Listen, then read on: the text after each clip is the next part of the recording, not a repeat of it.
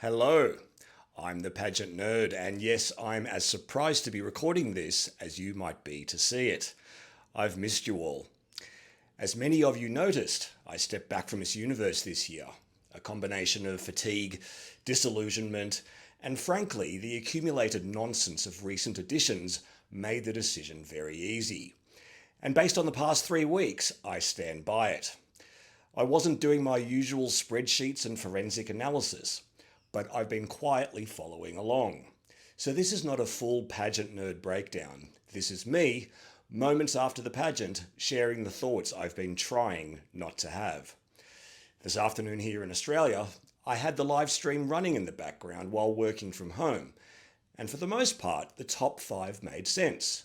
Thailand, Venezuela, the Philippines, and an outstanding Côte d'Ivoire. Mexico, however, entering the top 5 and eventually winning was something. Yes, Fatima delivered solid enough Q&As, but that alone doesn't erase the cloud of earlier controversies, including the incident with Papa Nawat.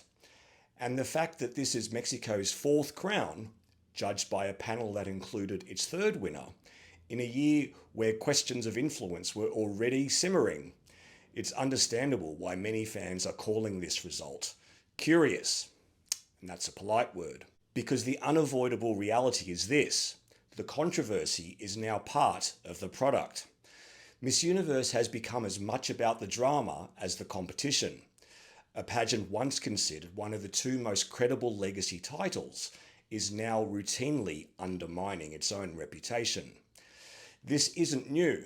Since 2021, we've had progressively louder issues: inconsistent placements, opaque judging, ownership distractions, and results that contradict on-stage performance. Last year's winner took the crown with exceptionally generic answers, and one of the then owners basically suggested she won because they liked her look. That's where we are. Fast forward to today. Côte d'Ivoire's Olivia Yasse, polished, eloquent, memorable, and stunning, finishes 4th runner-up, the only black woman in the top 5, judged by a panel with only 1 black judge. Fans noticed. Hard not to. Meanwhile, Colombia, Puerto Rico, and Guadeloupe missing out on the top 5 over Mexico.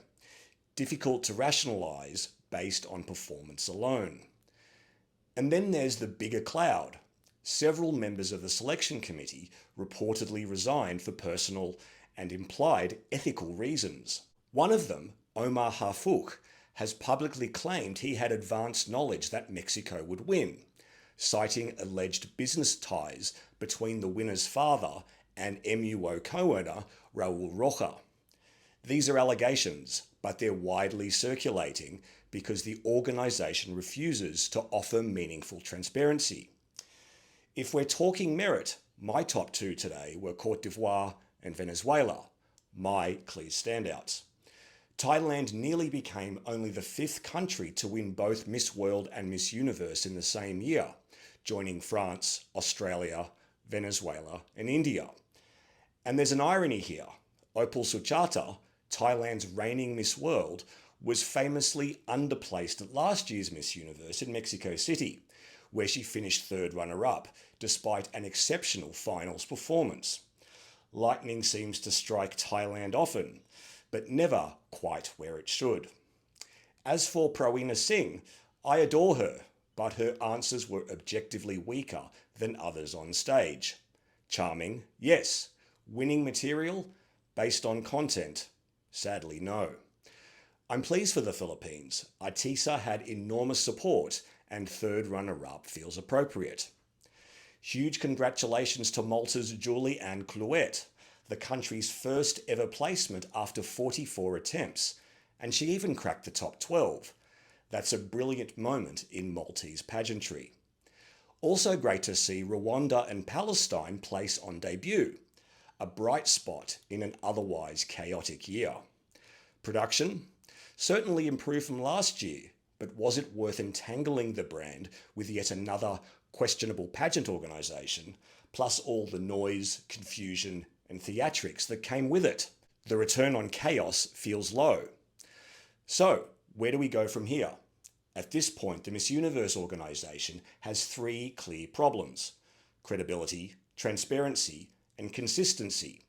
None of them can be fixed with lighting, staging, or influencer-friendly sound bites.